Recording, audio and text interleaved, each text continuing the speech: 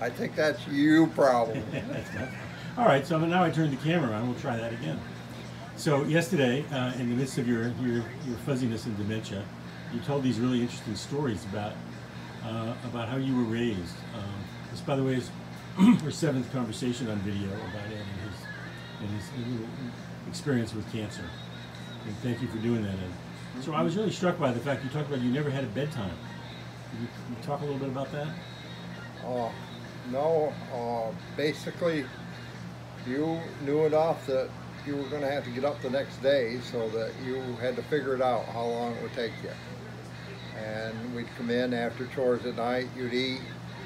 Sometimes you take a bath, sometimes you just wash your hands, whatever was the absolute least you had to get away with. And then if you wanted to go in and watch television when we had television, you did. If you wanted to go out and play with the kids in the neighborhood, you did.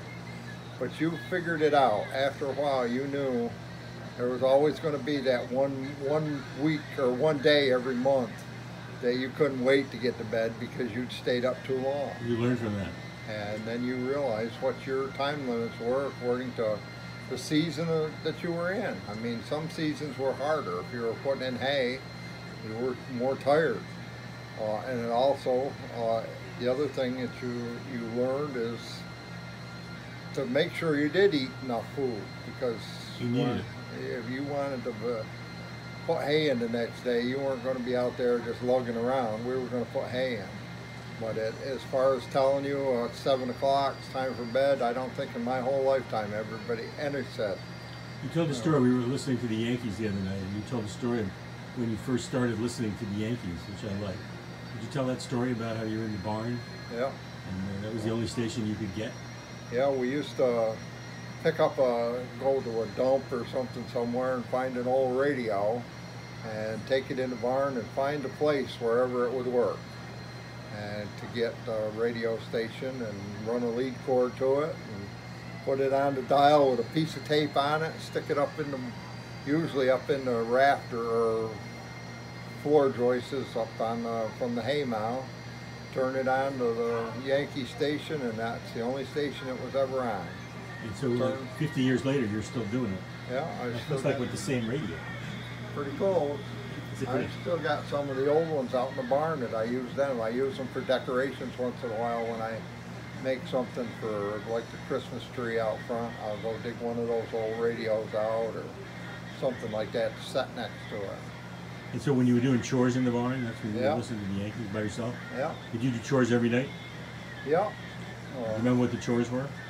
Well, when I first got home from school, the first thing I had to do was feed the smaller calves. The back of the barn, we usually had 2 or 3 tied against the wall, and we had a small box stall back there. We'd have 4 or 5 in them.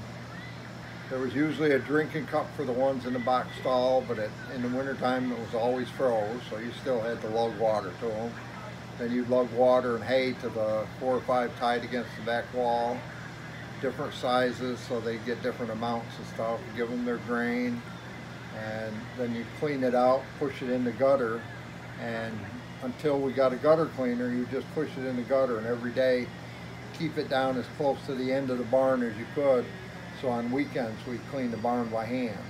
That way you wouldn't have to keep pushing it all down. You'd already have a lot of it down there. Did you have to get up early to do chores? I didn't do the early chores as much as my brother did.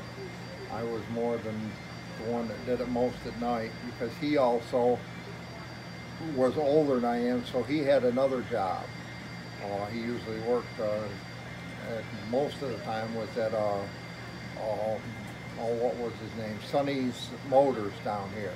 My brother loved cars, so he went to work in a mechanic, for this mechanic, changing oils and that stuff. And how many hours did your chores do? Oh, I wouldn't say any more than probably 4, 4.5. And did you walk to school? Yeah, I walked to school uphill both ways. Past the 10-foot Indian. Okay, that's another video. So would you say that your childhood was hard? Yes, it was hard, but yet it wasn't hard. It teaches us so much that looking back on it, yeah. But I look at today's society and I say, they could have used a little of that. I mean, it taught you discipline, it taught me time management, so many things that I see are lacking today. It taught you to take care of yourself. Yeah. Did you raise your kids the same way? I tried to.